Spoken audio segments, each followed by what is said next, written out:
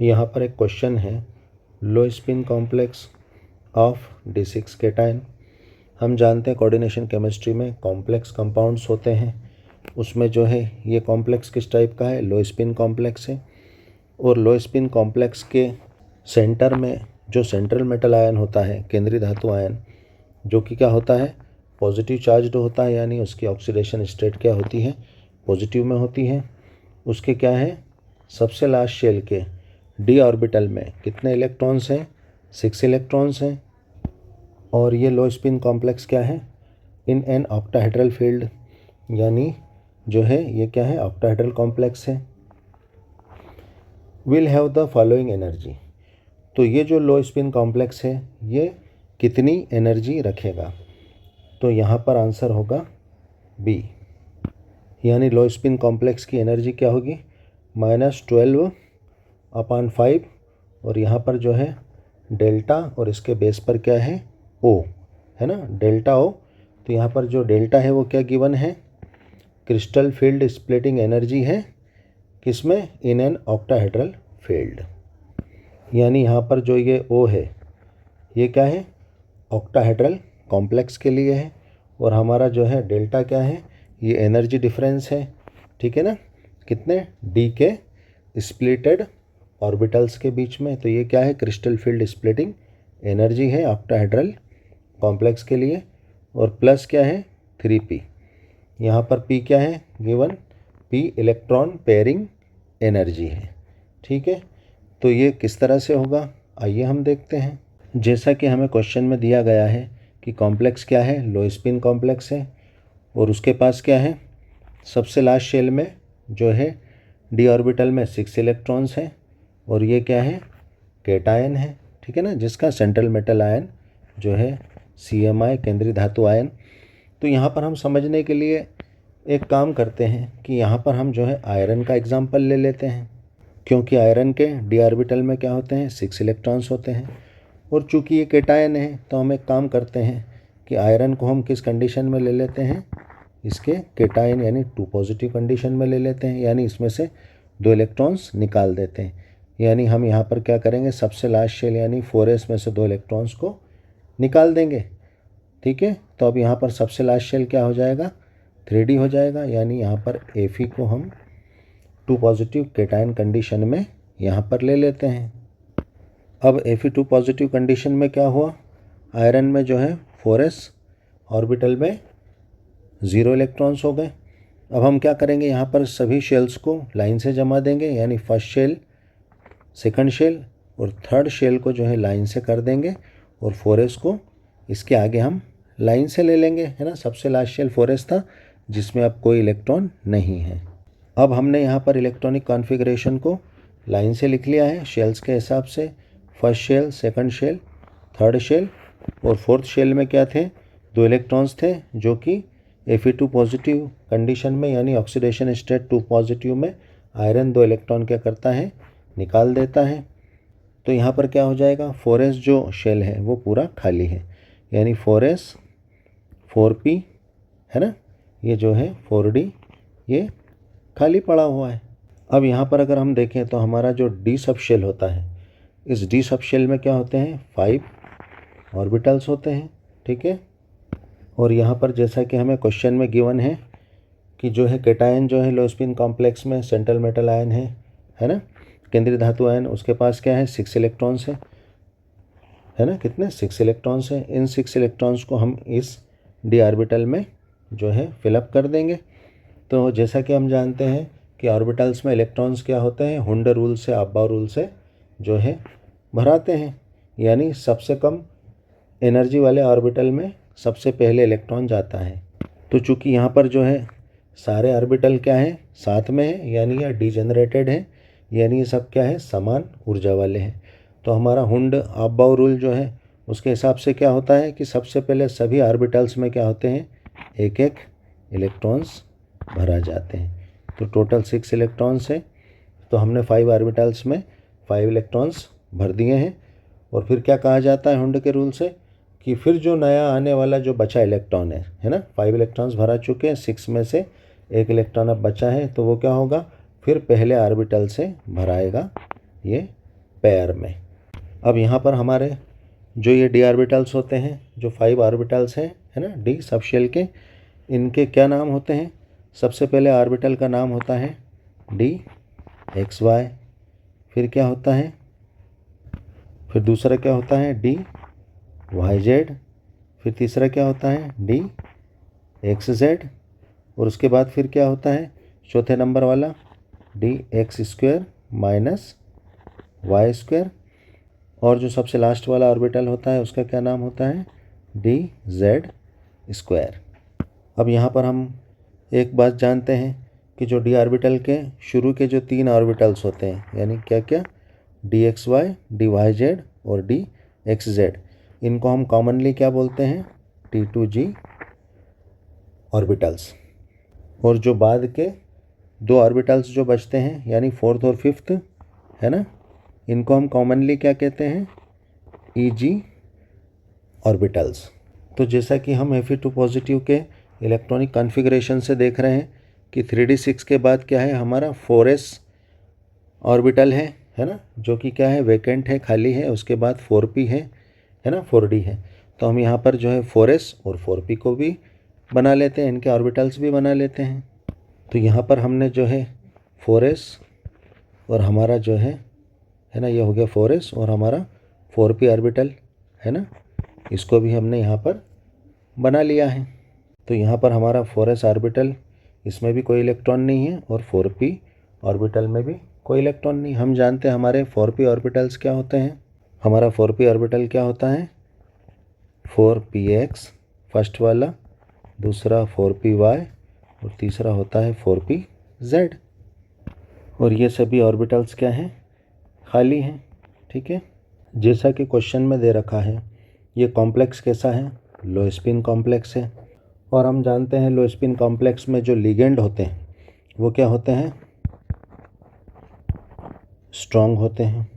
तो हम यहाँ पर मान लेते हैं कि जो स्ट्रॉन्ग फील्ड लिगेंड है यहाँ पर क्या है साइनाइड है, क्योंकि हम जानते हैं जो स्ट्रॉन्ग फील्ड लिगेंड होते हैं वो क्या करते हैं डी ऑर्बिटल्स के जो अनपेयर्ड इलेक्ट्रॉन्स होते हैं, यहाँ पे कितने अनपेयर्ड इलेक्ट्रॉन्स हैं 4 अनपेयर्ड इलेक्ट्रॉन्स हैं। किस किस ऑर्बिटल में d y z, d x z, d x square minus y square और डी जेड स्क्वायर, इसमें कितने हैं 4 अनपेयर्ड इलेक्ट्रॉन हैं, यानी अयुग्मित इलेक्ट्रॉन। तो जैसा कि क्वेश्चन में दे रखा है कि ये लो स्पिन कॉम्प्लेक्स क्या है ऑक्टा हेड्रल कॉम्प्लेक्स है। और हम जानते हैं ऑक्टा हेड्रल कॉम्प्लेक्स कब बनता है जब सेंट्रल मेटल आयन के आसपास कितने 6 लिगेंड्स उसको घेर लेते हैं और उससे क्या बनाते हैं कोऑर्डिनेट बॉन्ड बना लेते हैं। तो यहाँ पर जो ये 6 CN लिगेंड है स्ट्रॉन्ग फील्ड लिगेंड, ये क्या करेंगे सेंट्रल मेटल आयन के, है ना, यानी केंद्रीय धातु परमाणु, जो कि यहाँ पर हमने किसको माना है Fe2 पॉजिटिव को, इसके डी ऑर्बिटल्स के जो अनपेयर्ड इलेक्ट्रॉन्स हैं, है ना, ये जो 4 अनपेयर्ड इलेक्ट्रॉन्स हैं, यानी जब ये सेंट्रल मेटल आयन से कोऑर्डिनेट बॉन्ड बनाने के लिए ये 6 लिगेंड्स जब उसके पास आएंगे तो ये क्या करेंगे फोर्सफुली इन 4 इलेक्ट्रॉन्स को क्या कर देंगे प्रेस कर देंगे, दबा देंगे, तो ये क्या हो जाएंगे पेयर बना लेंगे, है ना, जोड़े बना लेंगे। क्योंकि हम जानते हैं कि ये जो इलेक्ट्रॉन्स होते हैं ये क्या होते हैं नेगेटिव चार्ज्ड होते हैं, और लिगेंड के ऊपर भी जो ये लोन पेयर है जिससे कोऑर्डिनेट बॉन्ड बनाएगा ये भी क्या होते हैं इलेक्ट्रॉन्स होते हैं, ये भी नेगेटिव चार्ज्ड होते हैं। तो जैसे ही लिगेंड यानी साइनाइड आयन डी ऑर्बिटल्स के इलेक्ट्रॉन्स के पास आते हैं तो ये क्या होते हैं एक दूसरे से रिपील होते हैं और ये क्या बना लेते हैं पेयर, यानी ये इलेक्ट्रॉन इसके पास और ये इलेक्ट्रॉन जो है इसके पास जाकर पेयर बना लेता है। इन इलेक्ट्रॉन्स के पेयर बनने के लिए जो एनर्जी यूज़ होती है उसे क्या बोलते हैं हम, जैसा कि क्वेश्चन में गिवन है उसे हम कैपिटल P से जो है हम इलेक्ट्रॉन पेयरिंग एनर्जी कहते हैं। यानी क्या होगा इन 6 लिगेंड्स की वजह से ये चारों जो है अनपेयर्ड इलेक्ट्रॉन्स क्या होंगे पेयर हो जाएंगे। अब यहाँ पर ये जो 4 अनपेयर्ड इलेक्ट्रॉन्स थे ये क्या हो गए पेयर हो गए, अब हमें यहाँ पर क्या हुआ, डी ऑर्बिटल के जो ईजी ऑर्बिटल्स हैं यानी d x square minus y square और डी जेड स्क्वायर, ये क्या हो गए, वैकेंट हो गए। यहाँ के जो दो अनपेयर्ड इलेक्ट्रॉन्स थे वो क्या हो गए, पेयर हो गए। और यहाँ पर 4s और 4p ऑर्बिटल्स तो पहले से ही खाली थे, वैकेंट थे। अब हमें यहाँ पर इन 6 लिगेंड्स के लिए कोऑर्डिनेट बॉन्ड बनाने के लिए यानी अपने एकांकी इलेक्ट्रॉन युग्म से लोन पेयर्स से क्या करेंगे, सेंट्रल मेटल आयन से क्या कर लेंगे, कोऑर्डिनेट बॉन्ड बना लेंगे। यानी एक CN अपना जो है लोन पेयर लेके यहाँ इस ऑर्बिटल में आ जाएगा, है ना, एक यहाँ पर आ जाएगा, एक 4s में आ जाएगा, और ये px py pz यानी टोटल 6 जो लिगेंड्स हैं, है ना, ऑक्टाहेड्रल कॉम्प्लेक्स के, वो पूरे अपने लोन पेयर्स लेकर यहाँ पर क्या करेंगे, coordinate bond central metal ion Fe2 positive से बना लेंगे। तो यहाँ पर जो है एक जो है स्ट्रॉन्ग फील्ड लिगेंड साइनाइड, है ना, अपना एक लोन पेयर लेकर यहाँ पर आ जाएगा और इसको पेयर कर देगा d x square minus y square को। एक CN यहाँ पर डी जेड स्क्वायर में, एक CN यहाँ पर 4s में, है ना, फिर 4px py pz में यहाँ पर भी अपना एक एक लोन पेयर लेकर ये इस तरह से इसको हर ऑर्बिटल में 2-2 इलेक्ट्रॉन कर देगा। तो यहाँ पर कौन सा हाइब्रिडाइजेशन हुआ, यहाँ पर जो है डी के 2 ऑर्बिटल जो है साइनाइड के लोन पेयर से भराए, और जो है 4s यानी s का एक ऑर्बिटल और p के 3 ऑर्बिटल जो है लिगेंड के एक इलेक्ट्रॉन जोड़े से लोन पेयर से यहाँ पर क्या हुए, भरा गए। तो यहाँ पर कौन सा हाइब्रिडाइजेशन हुआ, D2sp3 यानी इसका स्टेरिक नंबर क्या निकल रहा है, 2D 1s और 3p यानी 6। हम जानते हैं जिनका स्टेरिक नंबर क्या होता है, 6 होता है ना, उनका क्या स्ट्रक्चर होता है, ऑक्टाहेड्रल, जैसा कि हमें क्वेश्चन में दे रखा है, ऑक्टाहेड्रल स्ट्रक्चर होगा। इस तरह से जो है ऑक्टाहेड्रल स्ट्रक्चर बनता है, जिसके सेंटर में क्या होता है, हमारा सेंट्रल मेटल आयन होगा, और यहाँ हर कॉर्नर पे हर पॉइंट पे क्या होगा, जो है CN, है ना, साइनाइड लिगेंड होगा। ये जो है ऑक्टाहेड्रल स्ट्रक्चर इसका बनता है। अब इस घटना को अगर हम डायग्राम से समझें कि ये जो लिगेंड्स होते हैं, 6 लिगेंड्स होते हैं, जब ये सेंट्रल मेटल आयन के पास आते हैं तो किस तरह से ये पेयरिंग होती है और किस तरह से जो है इसमें स्प्लिटिंग होती है, जो हमसे यहाँ पूछा जा रहा है कि इस लो स्पिन कॉम्प्लेक्स की एनर्जी क्या होगी, जो कि हमारा आंसर बी है। तो इसी फिनोमिनन को हम क्या है, डायग्राम से समझेंगे। तो इस घटना को समझने के लिए हमने हमारे डी ऑर्बिटल को फिर से जो है D6 यानी डी ऑर्बिटल में 6 इलेक्ट्रॉन्स को फिर से भर दिया है। हम जानते हैं कि शुरू के जो 4 ऑर्बिटल्स होते हैं वो क्या होते हैं, डबल शेप्ड होते हैं। तो यहाँ पर क्या है, DXY यानी ये डबल डम्बल क्या है, एक्स और वाई एक्सिस के बीच में है। तो ये हमारी हो गई एक्स एक्सिस, ये हो गई वाई, ये एक्स एक्सिस, ये वाई एक्सिस। तो ये डबल डम्बल क्या होता है, ये एक्स और वाई एक्सिस के बीच में होता है 45 डिग्री पर। उसी तरह DYZ यानी ये वाई और जेड एक्सिस के मध्य में होता है, ये वाई एक्सिस, ये जेड एक्सिस, ये 45 डिग्री पर होता है वाई और जेड एक्सिस से। फिर है DXZ, तो यहाँ पर ये क्या होता है, D डबल डम्बल इसका क्या होता है, एक्स और जेड एक्सिस के मध्य होता है। तो ये हो गया एक्स और जेड के बीच में, है ना, 45 डिग्री पर। और यहाँ पर क्या हो गया, DX² माइनस वाई स्क्वायर। तो यहाँ पर ये स्क्वायर आ गया, तो इसका ध्यान रखें कि यहाँ पर ये क्या होगा, एक्स और वाई एक्सिस के ऊपर होगा। यहाँ पर डबल डम्बल शेप क्या होगा, एक्स और वाई एक्सिस के ऊपर होगा। एक डम्बल एक्स एक्सिस पर और एक डम्बल वाई एक्सिस पे होगा, है ना। जहाँ पर भी स्क्वायर आ जाए, तो यहाँ पर क्या है, DZ²। तो यहाँ पर जो है डम्बल सिर्फ जेड एक्सिस पर है, यानी यही एक शेप ऐसा होगा डी ऑर्बिटल का जो कि क्या होगा, सिंगल डम्बल होगा और किस पर होगा, जेड एक्सिस पर। और इसमें बीच में एक ये आकृति भी होती है, है ना, जिसको हम डोनट कहते हैं। यहाँ पर भी इलेक्ट्रॉन्स होते हैं, इलेक्ट्रॉन डेंसिटी है ना, dz² में सेंटर में भी होती है, और बाकियों में क्या होती है, सेंटर में 0 होती है इलेक्ट्रॉन डेंसिटी। तो यहाँ पर डायग्राम देखने से एक बात का पता चल रहा है कि T2g जो ऑर्बिटल्स है, 3 ऑर्बिटल्स, ये सब क्या है, एक्सिस के बीच में है, 45 डिग्री पर है तीनों। और जो दो फोर्थ और फिफ्थ यानी dz² और dx² - y², ये दोनों क्या है, यानी Eg ऑर्बिटल्स क्या हैं, ये एक्सिस पर हैं। ठीक है ना, इसी बात का हमको ध्यान रखना है। और जो हम अभी फिनोमेनन बताने वाले हैं तो उसमें इसी बात का ध्यान रखा जाएगा कि जो एक्सिस पर हैं, जो Eg ऑर्बिटल्स, उन पर जो है लिगेंड्स का क्या इफ़ेक्ट पड़ेगा।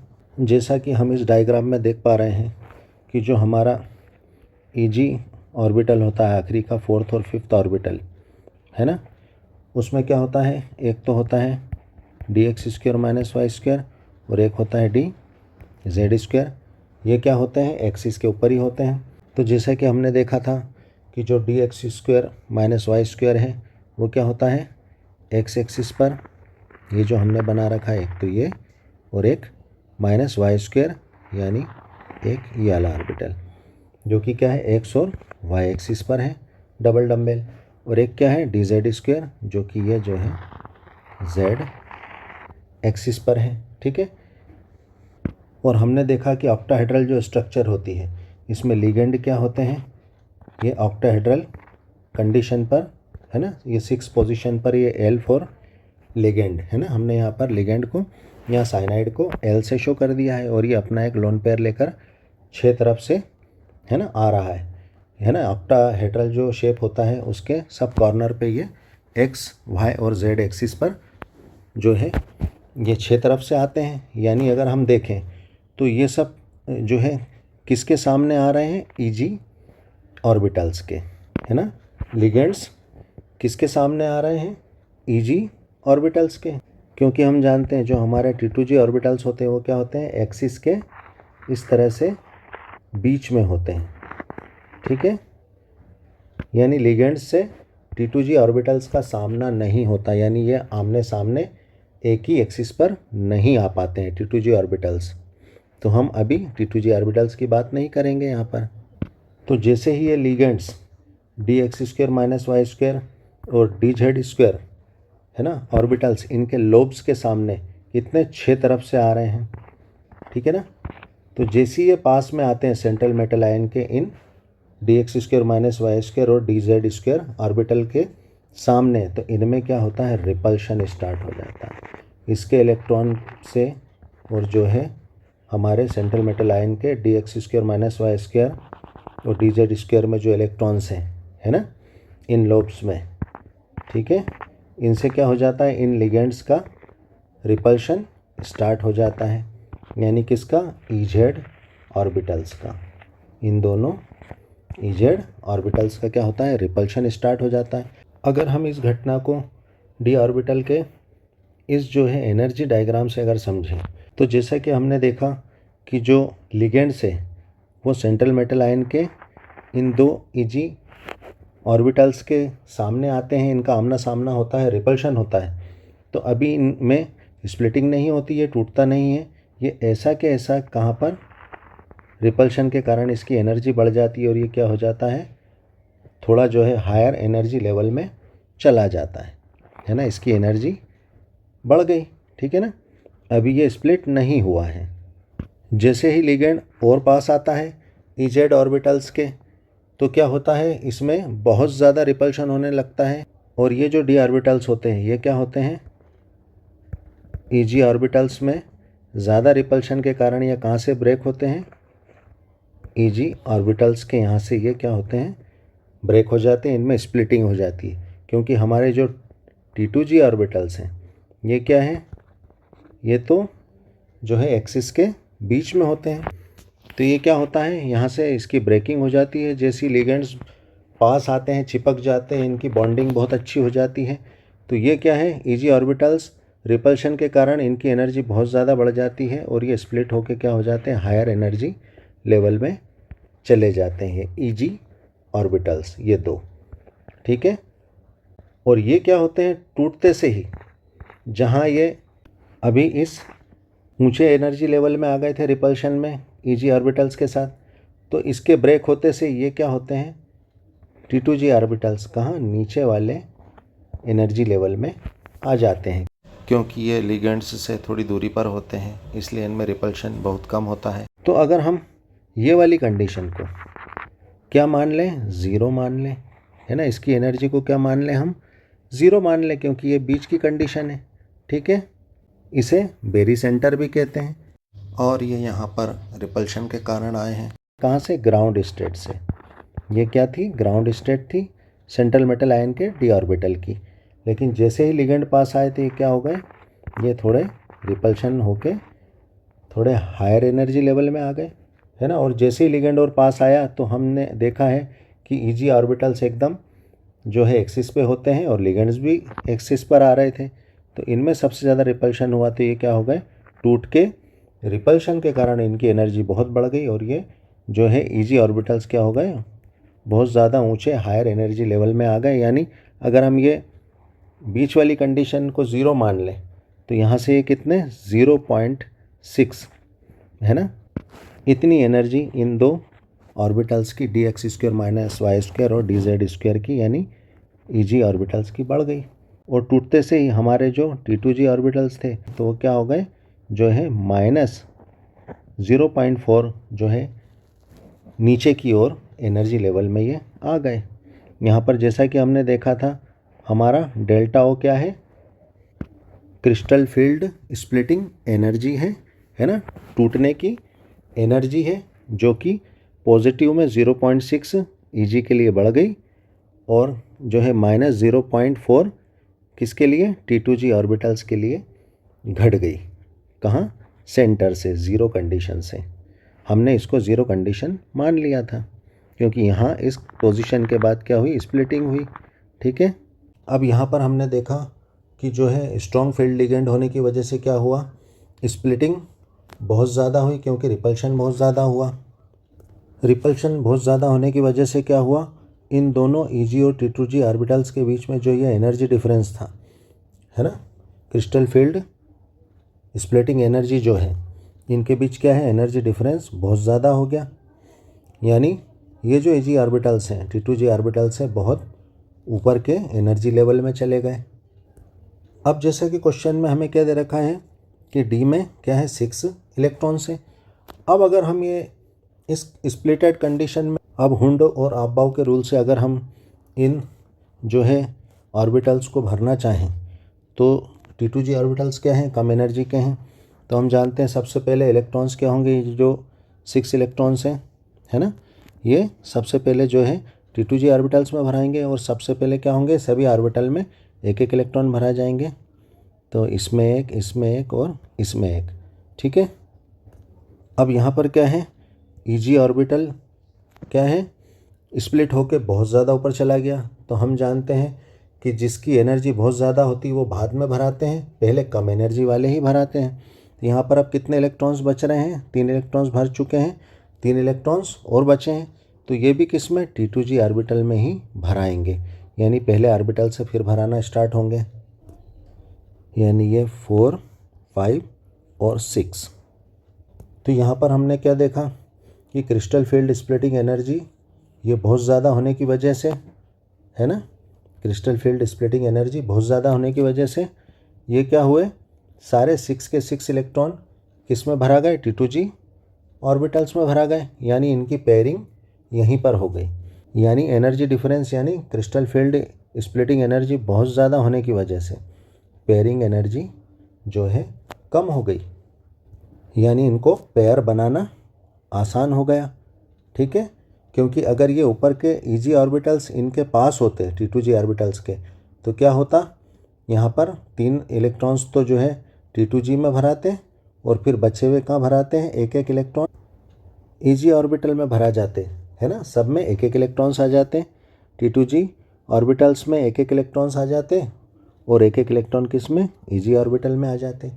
लेकिन जो है स्प्लिटिंग एनर्जी बहुत ज़्यादा, यानी इतने ज़्यादा रिपिल हुए, इतने ज़्यादा दूर चले गए कि जो है ये इलेक्ट्रॉन्स किस में, पूरे T2G ऑर्बिटल्स में ही भरा गए। यानी ज़्यादा एनर्जी डिफरेंस की वजह से पेयरिंग होना आसान हो गया। यानी पेयरिंग एनर्जी यहाँ पर लो स्पिन कॉम्प्लेक्स में के लिए क्या हो जाएगी, लो स्पिन कॉम्प्लेक्स में पेयरिंग एनर्जी कम और क्रिस्टल फील्ड स्प्लिटिंग एनर्जी बहुत ज़्यादा होती है। क्योंकि स्प्लिटिंग एनर्जी अगर कम होती तो इनके बीच में ये डिफरेंस बहुत कम होता, तो सब में एक एक इलेक्ट्रॉन भरा जाते, पहले इसमें फिर इसमें फिर इसमें फिर इसमें और इस ऑर्बिटल में, सब में पहले एक एक इलेक्ट्रॉन भर जाते और बचा हुआ फिर कहाँ पर आता, फिर से dxy से पेयर होता। लेकिन इस ज़्यादा एनर्जी गैप की वजह से क्या हो गया, पेयरिंग एनर्जी कम हो गई, तो T2G ऑर्बिटल में जो है पेयर आसानी से हो गया। ठीक है, तो लो स्पिन कॉम्प्लेक्स के लिए ध्यान रखें कि जो है क्रिस्टल फील्ड स्प्लिटिंग एनर्जी ज़्यादा होती है किससे, पेयरिंग एनर्जी से। इतनी डिटेल हमने सिर्फ आपको समझाने के लिए कि किस तरह से ये पूरा फिनोमिनन होता है, घटना होती है, हमने इतना समय लिया, वक्त लिया। अब हम जो है हमारा जो क्वेश्चन है हम उस पर आते हैं कि हमें इस लो स्पिन कॉम्प्लेक्स जिसमें जो है कैटायन क्या है, D6 है, d ऑर्बिटल में 6 इलेक्ट्रॉन है, उसके लिए लो स्पिन कॉम्प्लेक्स की एनर्जी क्या होगी। तो हमारा फार्मूला क्या है, क्रिस्टल फील्ड स्टेबिलाइजेशन एनर्जी का। तो यहाँ पर हमारा क्रिस्टल फील्ड स्टेबिलाइजेशन एनर्जी का फार्मूला है, क्या है हमारा -0.4। ये एनर्जी किसके लिए है, हमारी स्प्लिटिंग एनर्जी T2G ऑर्बिटल्स के लिए। और यहाँ हमारी पॉजिटिव में जो ज़्यादा एनर्जी वाला क्या है, Ag ऑर्बिटल है, उसके लिए क्या है 0.6 है ना, स्प्लिटिंग एनर्जी है।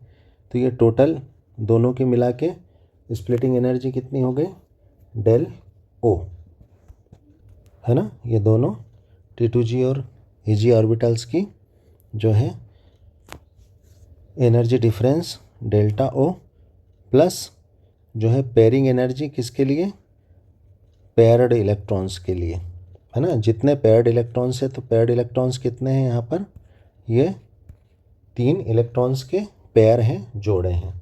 ठीक है, तो यहाँ पर इतना तो हमें पता चल गया कि जो भी इलेक्ट्रॉन्स T2G ऑर्बिटल्स में जाएंगे ज़्यादा से ज़्यादा, उससे क्या होगा, जो कॉम्प्लेक्स है वो क्या होगा, स्टेबिलाइज होगा। यानी क्रिस्टल फील्ड स्टेबिलाइजिंग एनर्जी के लिए क्या होना, एक तो इलेक्ट्रॉन पेयर्स बहुत ज़्यादा होना, उससे क्या बढ़ जाएगी, क्रिस्टल फील्ड स्टेबिलाइजिंग एनर्जी बढ़ेगी। और क्या है, एक तो इलेक्ट्रॉन्स ज़्यादा से ज़्यादा T2G ऑर्बिटल्स में होना चाहिए, क्योंकि T2G ऑर्बिटल्स में जो इलेक्ट्रॉन्स हैं वो क्या होंगे, लोअर एनर्जी वाले होंगे। क्योंकि हमने देखा है कि ये क्या है, 0 से नीचे यानी कम एनर्जी वाले ऑर्बिटल्स हैं, और Eg जो ऑर्बिटल है वो क्या है, ज़्यादा एनर्जी वाले होंगे। यानी इनके अंदर जितने भी इलेक्ट्रॉन्स जाएंगे वो क्या करेंगे, कॉम्प्लेक्स को जो है डिस्टेबिलाइज करेंगे। ठीक है, तो यहाँ पर फार्मूले में हम जो है हमारी वैल्यू रख देते हैं। यानी यहाँ पर जो है T2G की जगह जितने इलेक्ट्रॉन्स हैं T2G ऑर्बिटल्स में वो रख देंगे, और Eg की जगह जितने भी Eg ऑर्बिटल्स में इलेक्ट्रॉन्स हैं हम वो रख देंगे, और यहाँ पर इलेक्ट्रॉन की जगह क्या रख देंगे, इलेक्ट्रॉन के पेयर्स रख देंगे। यहाँ पर हमने फार्मूले में वैल्यूज़ पुट कर दी है। T2G में कितने हैं, टोटल 6 इलेक्ट्रॉन्स हैं यहाँ पर। ठीक है, तो ये 6 इलेक्ट्रॉन्स रख दिए। और यहाँ पर Eg, यहाँ पर कोई भी इलेक्ट्रॉन नहीं है, तो यहाँ पर हमने इसमें Eg ऑर्बिटल्स में 0 इलेक्ट्रॉन्स रख दिए हैं। और यहाँ पर जो है पेयर्ड इलेक्ट्रॉन्स जो हैं, इलेक्ट्रॉन्स के जोड़े वो कितने हैं, 1 2 और 3 है ना। जोड़े पेयर्स में जो हैं वो कितने हैं, 3 पेयर्स हैं। तो यहाँ पर हमने इलेक्ट्रॉन पेयर्स की जगह 3 इलेक्ट्रॉन पेयर्स 3 रख दिए हैं। तो नेक्स्ट कंडीशन में क्या होगा, 0 से मल्टीप्लाई होने पर ये वैल्यू तो पूरी 0 हो जाएगी। तो क्या हो जाएगा, नेक्स्ट कंडीशन में क्या हो जाएगा, -2.4 जो है क्रिस्टल फील्ड स्प्लिटिंग एनर्जी, और 3 पेयर्स हो गए। इसको और अगर आगे हल करें अगर हम, तो हमें क्या करना होगा, ये जो पॉइंट है इसको अगर हम हटाएंगे है ना, तो ये नीचे क्या हो जाएगा, 0 लग जाएगा। तो यहाँ पर क्या हो जाएगा, 2 5 जा 10, 2 1 जा 2, 2 2 जा 4 है ना। यानी क्या मिल गया हमें यहाँ पर, -12/5 ये हो गई हमारी स्प्लिटिंग एनर्जी प्लस 3p। ये हमारा answer crystal field stabilization energy, यानी लो स्पिन कॉम्प्लेक्स के लिए एनर्जी या इनर ऑर्बिटल कॉम्प्लेक्स के लिए भी जो है हम इसको energy, crystal field stabilization energy कह सकते हैं, क्योंकि यहाँ पर इलेक्ट्रॉन्स क्या अंदर की तरफ से d ऑर्बिटल से भराए थे, तो ये क्या है, इनर ऑर्बिटल कॉम्प्लेक्स भी हैं। Thanks for watching.